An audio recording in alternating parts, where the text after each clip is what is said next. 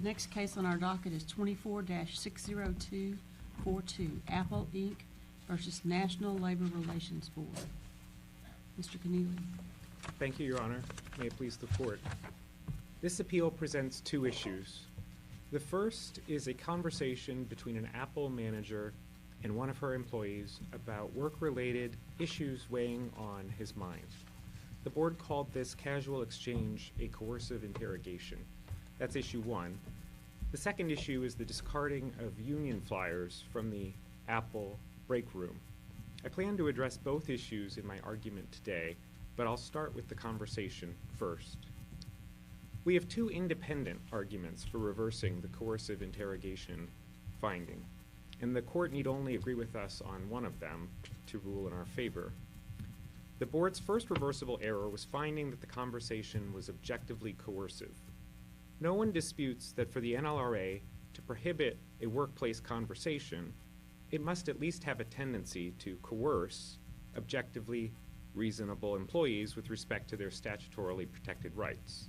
There was no objective coerciveness here. The second ground for reversal is the board's cursory rejection of the Supreme Court's mental state requirement for regulating threatening speech. The board rejected the Supreme Court's recent First Amendment decision in Counterman versus Colorado as categorically inapplicable to federal labor law, and it did so on thin reasoning that doesn't hold up to scrutiny. But before we get to Counterman, the court should reject the board's conclusion that the conversation here was objectively coercive. Upholding the board's finding on this score would expand the notion of coercive interrogation to extremes that are inconsistent with this court's case law. This is an unusual coercive interrogation finding because several key facts are not in dispute. First, there's no dispute that there was no background of employer hostility or discrimination against the union, nor were there any prior unfair labor practices at the time this conversation occurred. There also was no threat of reprisal. In fact, just the opposite, and this distinguishes this case from a lot of the cases that the board relies on. In the conversation, even on Vasquez's account of it, Gladden assured him that Apple would do the right thing with respect to the union, and he agreed.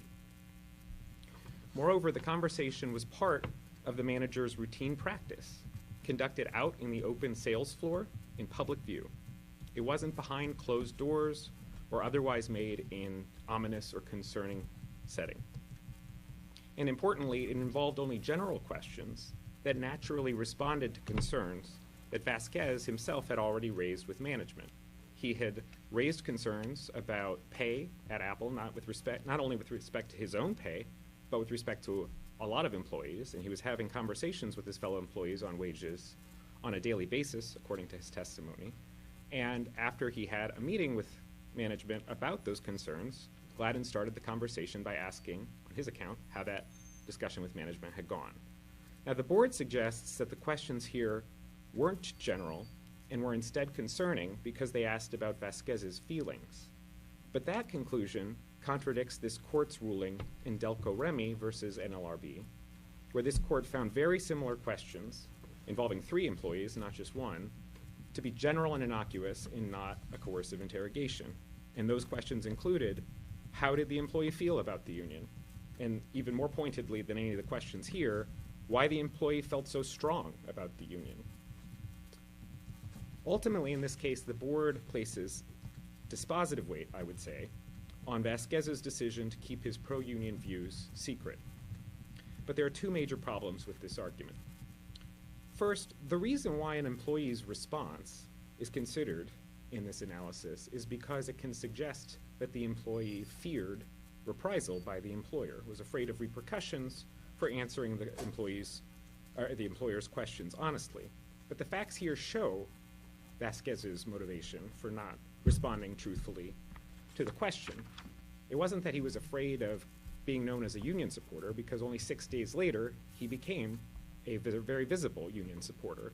Instead, he wanted to keep his union involvement under wraps for the time being so that the public campaign could be launched on a date of the union's choosing.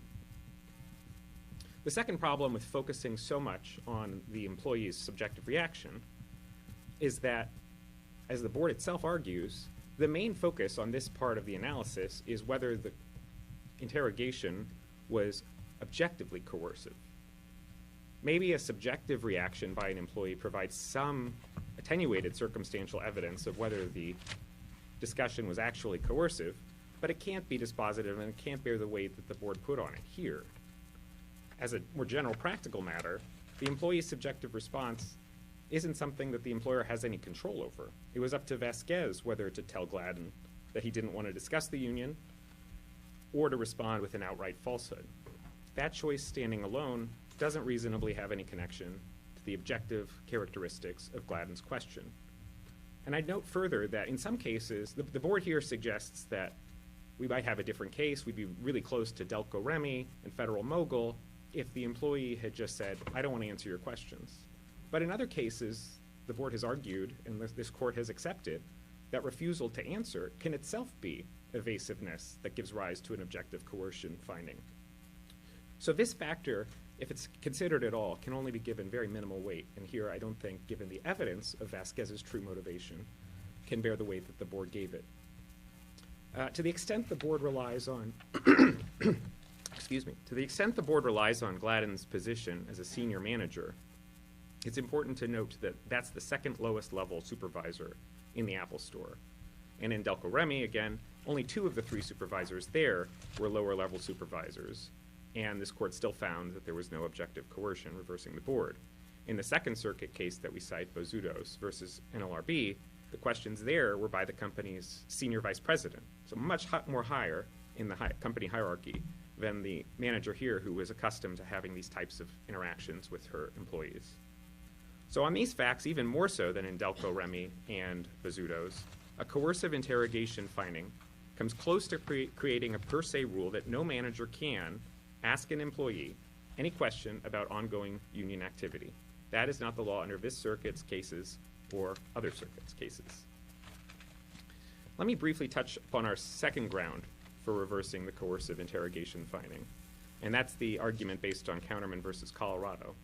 I'd submit that at a minimum, if the court doesn't just simply agree with us on the objective coerciveness arguments that I just discussed, the court should vacate and remand the board's decision about Counterman for further consideration, because a lot of the arguments that the board makes on appeal weren't the basis for the board's decision, and the arguments that the board actually adopted below are not capable of withstanding scrutiny.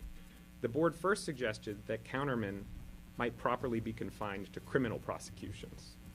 But that statement in the board's footnote in this case makes no sense, because Counterman itself drew on both civil liability cases involving civil defamation, Has it been applied in any labor relations context? No, I think there's not a single court of appeals that has addressed whether Counterman applies yet in the labor context. There have been cases, we cite the Wisconsin Supreme Court case, that have refused to limit Counterman to criminal liability. That's the Kinchi versus Aish case. I'm not sure if I'm pronouncing that correctly, but we cite that in our reply brief. There, the Wisconsin Supreme Court noted that Counterman drew on civil liability cases, and it wouldn't make sense to confine Counterman to criminal liability. But to Your Honor's question, no, I don't think any courts yet addressed Counterman's applicability or not in the NLRA context. The board's second point was that Counterman didn't have any indication that it was meant to extend to the NLRA, and I don't really get that argument, because the NLRA is, of course, a statute that's confined by the First Amendment, like any other statute, and in fact adopts the First Amendment in Section 8C. So if the Counterman applies to civil cases, it should apply to civil cases under the NLRA just as any other statute. And then finally, the board cited the Supreme Court's 1969 decision in Gissel as a reason for rejecting any subjective requirement. And the problem there is that nothing in Gissel squarely addresses whether the inquiry is purely objective or purely subjective. And if anything, there are statements in Gissel that suggest it does have some subjective component, because Gissel supports and endorses looking at what the speaker intended, what the intended import of the speaker's message was, and whether the employer engaged in conscious overstatement. Those are all, I don't know how to interpret them any other way, aspects of a speaker's mental state.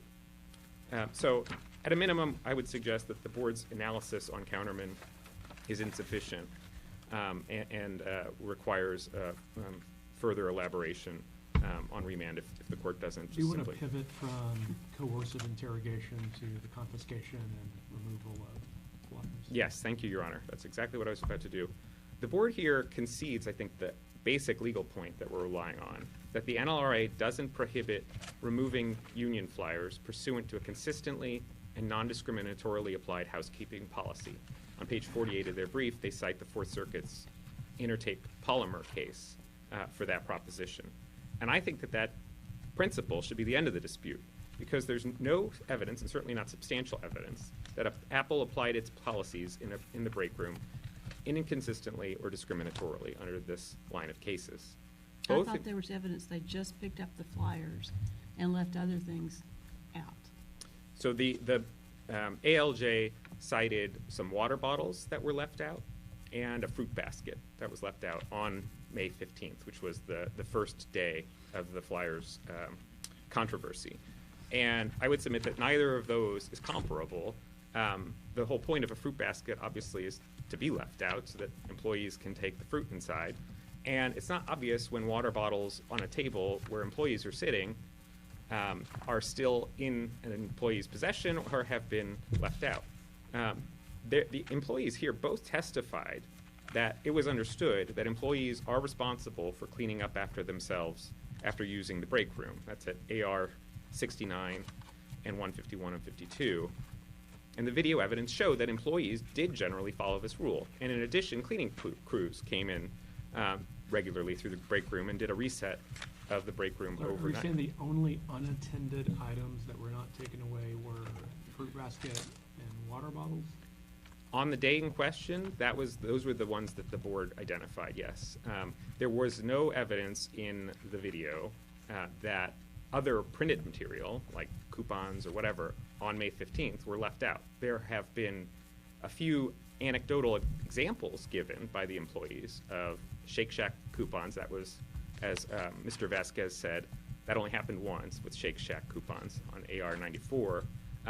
And then there were other anecdotal examples of supervisors removing restaurant menus and coupons. So you have some going both ways on coupons and the like, but there was no flyer or anything comparable that was left out on the break room table. And in fact, the ALJ doesn't really discuss this, but I think it's pretty significant that just within about a week or so before May 15th, two of the Apple witnesses who testified, Willett Abdullah and Yanel Brown, had enforced the no solicitation and distribution policy with an employee, Andrew Gobel, who was leaving flyers sitting out in break areas and elsewhere in the store to advertise a going away party. So nothing having to do with concerted activity, just an employee who was leaving Apple and about to have a party celebrating his going away. He wanted to leave out those flyers, and he was told he couldn't do that by both of these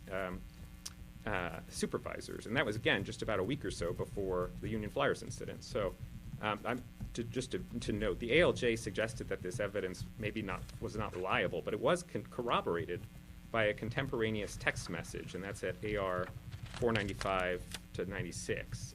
So that event happened, and it shows that Apple wasn't simply refusing to permit employees leaving their flyers out on the table in response to the union activity, unlike the Intertape Polymer case and some of the others that the board cites, where it seems like there really was a genuine shift in the employer's policies in response to the union activity.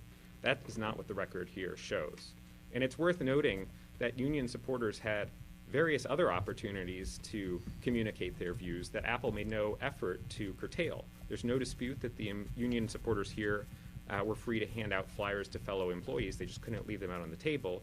170 to 171 of the AR supports that. And while the ALJ suggested that the supporters here didn't do so, Vasquez himself testified that on May 15th, he handed out flyers outside the Apple store at AR 41. And there's no dispute as well that he handed out red bracelets for the union without restriction. That's at AR 82. A couple of the other points, just very briefly, that the ALJ seemed to find troubling were the fact that the manager photographed the flyers at their first appearance on May 15th. But there's testimony about that as well. AR 333 and 354 supervisors were nervous about removing union materials because they understand that it implicates concerted activity, and they didn't want to do something that was going to get the company in trouble, so they had to run it up the chain. But that's not evidence of discrimination. That's just proceeding carefully, as the statute allows. Unless Your Honors have any other questions, I will reserve the rest of my time for rebuttal.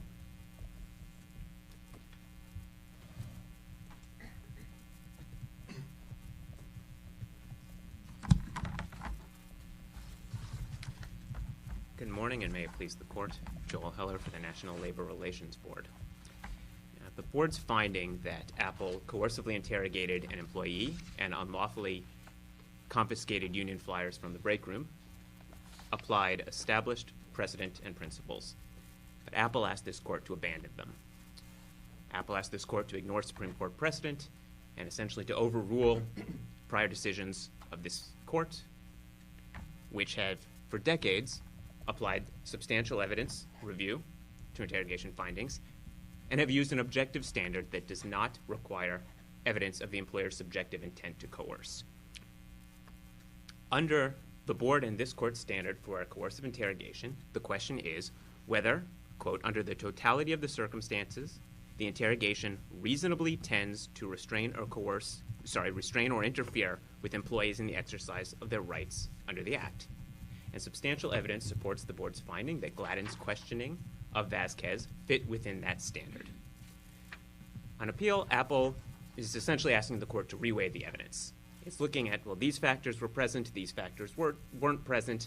Apple thinks it should come out in favor of no interrogation, but the Board found, weighing those factors, that it fits within the factors that the Board and this Court consider for finding an interrogation. And of course, as this Court well knows, the review of an appellate court is not to reweigh the evidence or to think how it would come out de novo, but to ask whether the Board's finding was supported by substantial evidence.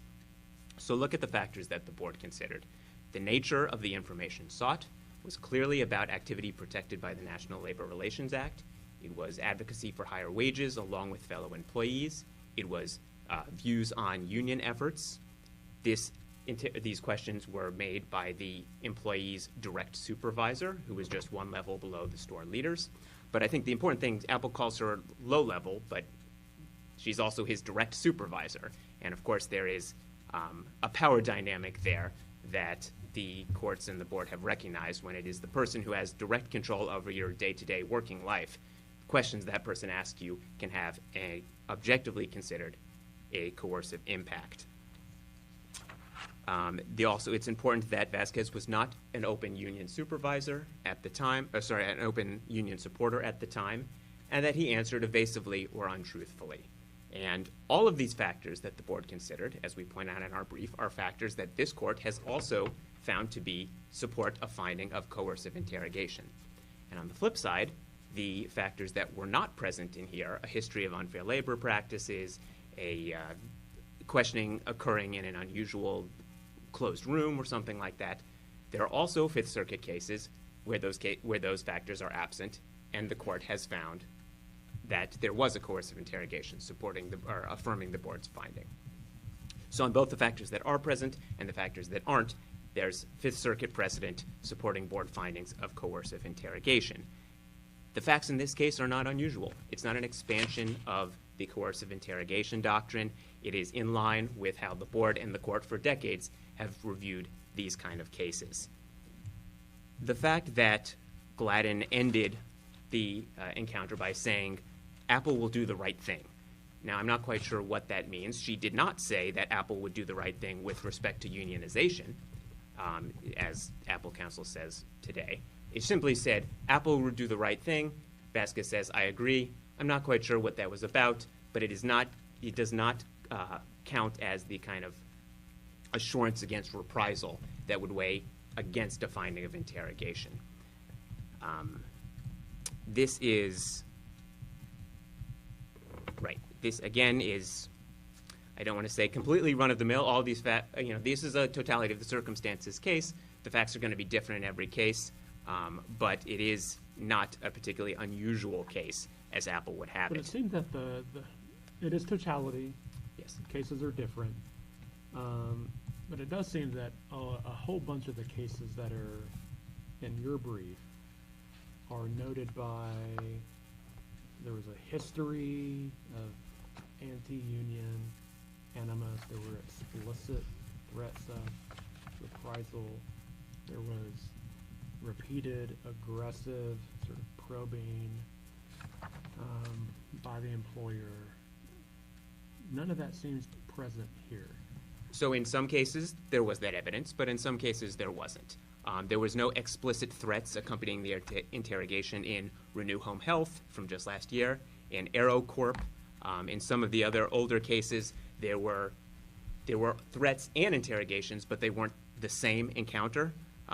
Tampa Tribune, for example, which was a case where the employer had raised a First Amendment argument, and the court nevertheless found that there was. There was only the single conversation in this case, right? In this case. The Gladden-Vasquez conversation. That's correct. And Gladden told Vasquez that he was permitted to talk about and engage in unionization. Well, we disagree with that, but I'll allow you to finish your question. But I just No, want to get that was really it, just noting that. Sure. Well, that is actually not part of the credited testimony. Okay. I know Apple makes a lot of it in their brief, but Gladden testified that she said that you're allowed to do these things. But Vasquez's testimony, which was the one credited by the administrative law judge, the judge, with respect to that particular statement, said Vasquez's testimony, quote, did not include these statements. And even though she credited Vasquez over Gladden, she pointed out that he did not say that she said that. So that's my first response. My second response is there's an older Fifth Circuit case called Harbison, which is pretty similar. We cited in the brief. The employer had said to the employee, who's signing all these union authorization cards? You can sign an authorization card if you want to. And the court said the fact that second part of the interaction didn't erase the coercive impact of the first part of the interaction.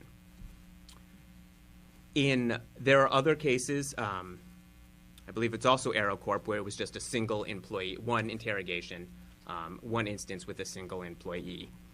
And the court found, supporting the board, that there was a coercive interrogation there.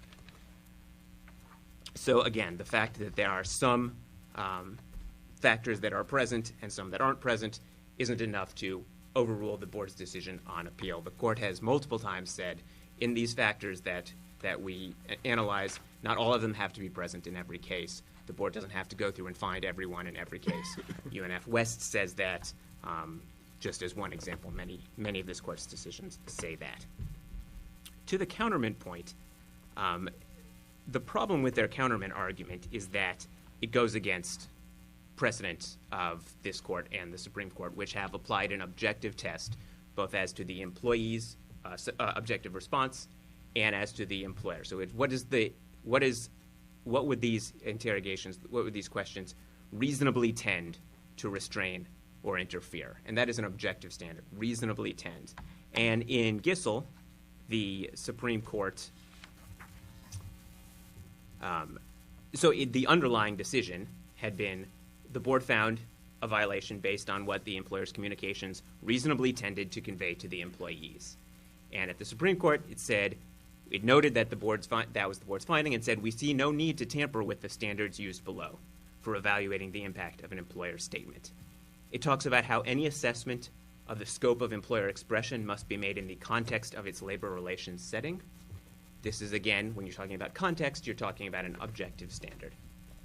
This court many times has discounted and rejected the need for subjective evidence.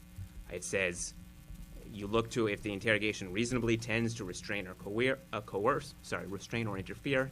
In McCullough Environmental, it says we examine what reasonable inferences an employee could draw from the employer's statements, not the employer's intent. In Brown and Root, this court says an inquiry into the employer's subjective intent mischaracterizes the standard for evaluating employer speech under 8A1.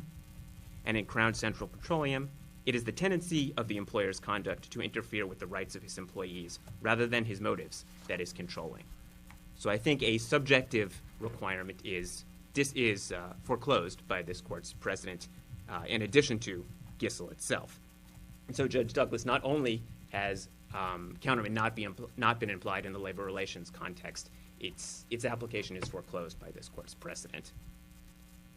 And that makes sense for the reasons we discuss in our brief, why counterman is a poor fit for this context, where counterman is all about the risk of chilling protected speech by when you're prosecuting unprotected speech, and the concern was with how the ordinary citizen would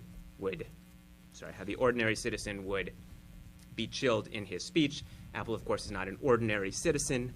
When you're in the employer-employee context, as the Supreme Court pointed out in Gissel, things are different.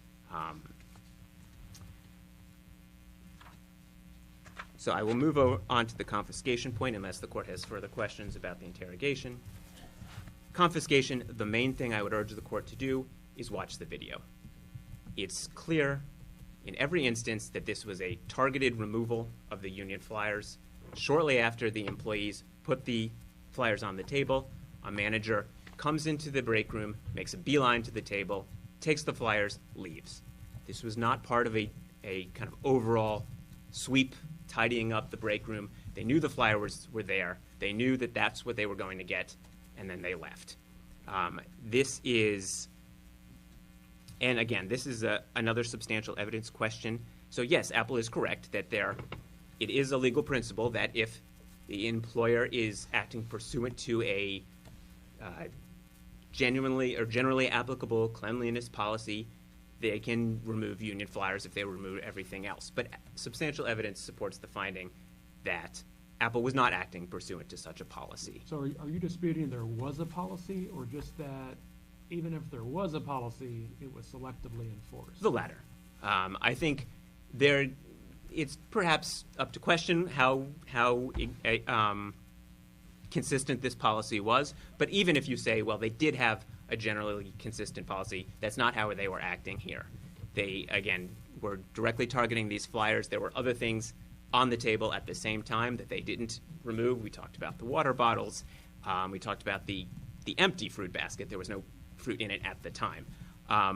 And this may seem a little small, we're arguing about water bottles. But again, this is a factual question, and we're not here to reweigh the evidence. But also the point is that Apple was saying, well, we're not entirely sure if the water bottles were in use or not. Well, of course, there's no evidence they were sure that the union flyers weren't in use at the time. There were employees in the break room at the time the managers came in and removed the union flyers. And part of the right to communicate with your fellow employees is to do so actively and also passively. There are plenty of cases that talk about distribution being part of the rights under the NLRA, and the fact that you can share information with employees by having a flyer out for them to consider when they have time to consider it is part of that right. I think there actually was a shift in the policy here. Apple Counsel says this is distinguishable on those grounds because they treated these union flyers differently than they had treated other material. They came in and photographed the flyers, which there was testimony that had not happened before. And they not only removed the flyers, they shredded them. Again, testimony that was not how Apple managers typically handled things left in the break room. Now, Apple says that there was no other written material that was left behind. Can't remember exactly how they phrased it, I apologize. But there was no other written material removed that day.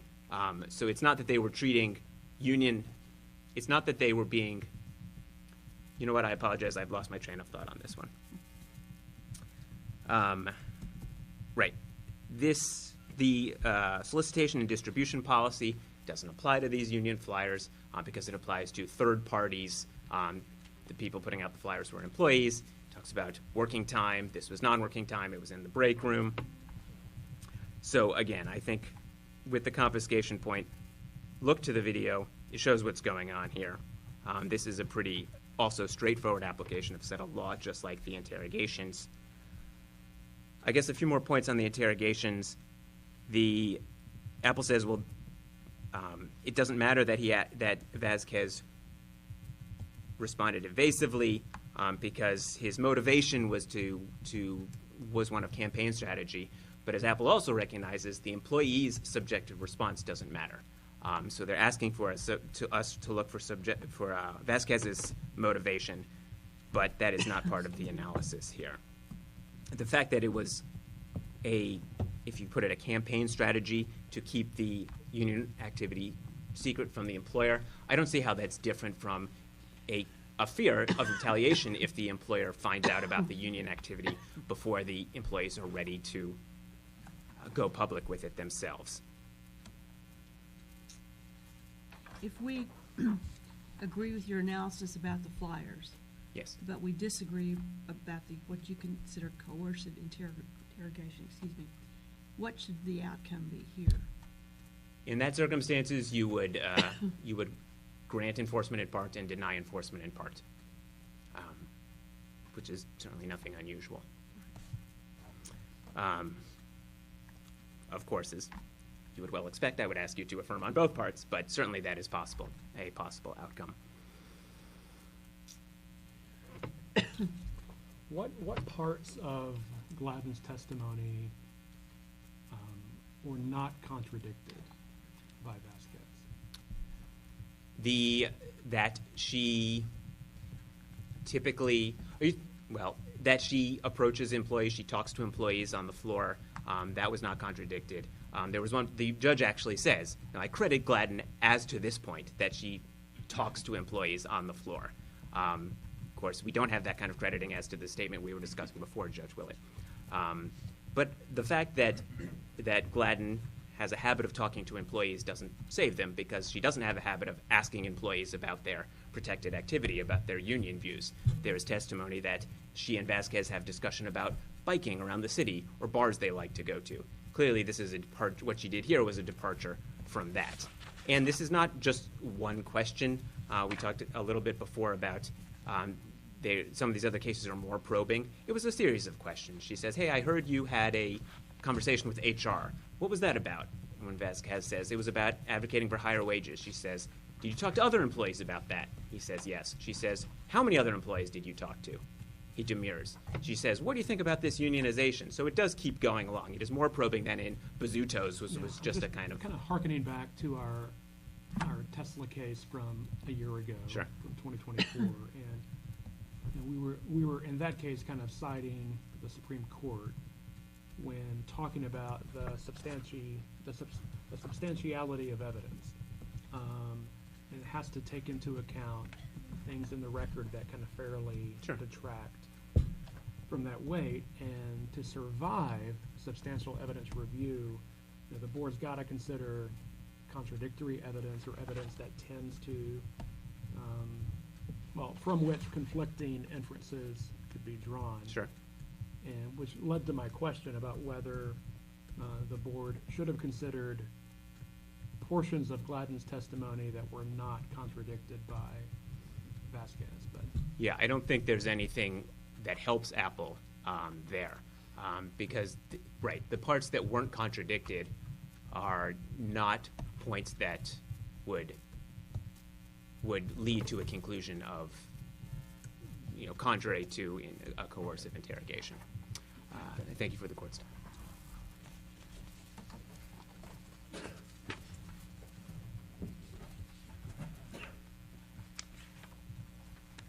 May it please the court. Matt Holder for Intervenor Communications Workers of America in support of the National Labor Relations Board. One thing I'd like to start with is the application of counterman outside of the criminal context. So there's some discussion about cases involving defamation.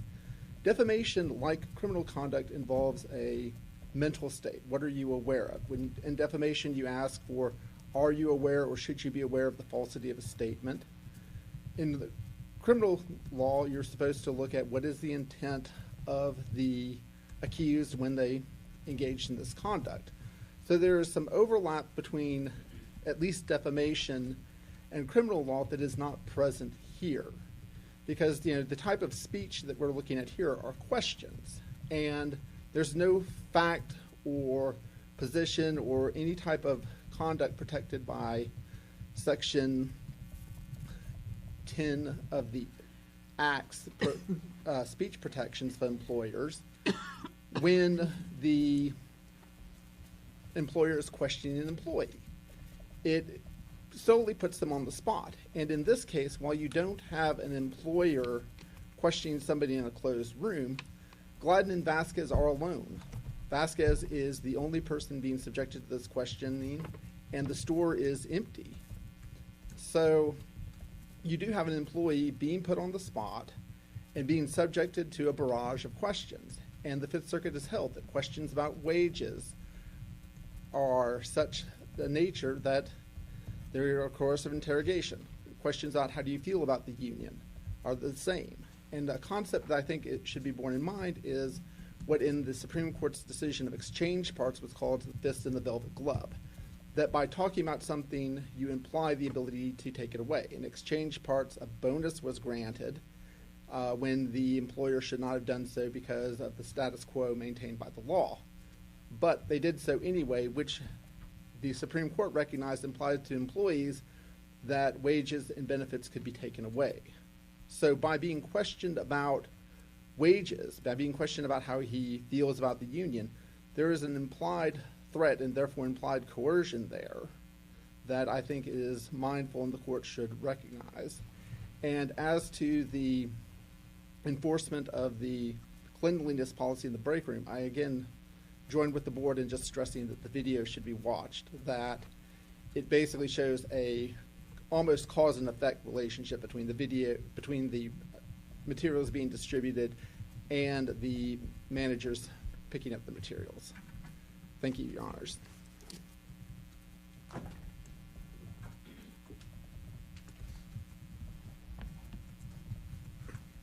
As Mr. Heller noted, their argument on coercive interrogation really just turns on three of the factors: nature of the information sought, fact that a supervisor was asking the question, and the employee's evasive response. On the first two, I'm going to reiterate that Delco Remy is exactly on point. The same question, what do you think about the union, was asked by a supervisor. If that's not a troubling or a reason for finding a coercive interrogation in that case, then I can't see how those 2 points cut in the board's favor here. Federal Mogul is another Fifth Circuit case that involved a similar question and many more questions by a supervisor. And this court said those questions didn't weigh in favor of a coercive interrogation, finding and again reversed the board. On evasiveness, at one point later in his argument, Mr. Heller said that employees' subjective response doesn't matter. Well, okay, I'm happy to accept that principle, but then you can't rely on the evasive answer of this particular employee's response to carry all of the weight in this case, especially given what we know about the motivation of that response. And contrary to the speculation of the board, there's no reason to think that merely wanting to delay your campaign for 6 days is because you fear repercussion. I don't even understand how that would be. Like, we feel repercussion today, but in 6 days, that will have dissipated. That doesn't make any sense. There are lots of reasons why a union might not be ready to start its campaign on a given day. It, prints out flyers, for example. It creates bracelets. It does a lot of things to prepare for a launch. So all of these objective factors point in our favor, I would submit, in this case. Mr. Heller said the facts here are not unusual, but I don't know what case he thinks is most on point for him. He cited Renew Home Health, very recent decision from this court. In that case, the employer demanded to see employee text messages. That's not even remotely comparable here. AeroCorp involved questions about who had signed the union cards outside of the employer's building. Harbison involved an employee or supervisor who showed up at the employee's house to ask the question. Those are obviously worlds away from Gladden's casual conversation here. Mr. Heller said that Apple would do the right thing, which, to be clear, was something that Vasquez testified Gladden told him. It's not something that she said. He said that Gladden told her that after they had been talking about unions and about how Vasquez didn't want his name associated with the union. So I don't see how you could interpret that statement as being about something other than unions, because that was the topic of conversation that prompted Gladden to say that. And contrary to Mr. Heller's portrayal, I don't see any finding in the ALJ's decision that discredits Gladden's testimony that she also said employees have a right to do these things, to do unionized things. The ALJ, in fact, discussed that statement and found it problematic because it asked about the employees' thoughts and feelings. And I think that that in and of itself is a failure of substantial evidence, or at least arbitrary and capricious with respect to that evidence.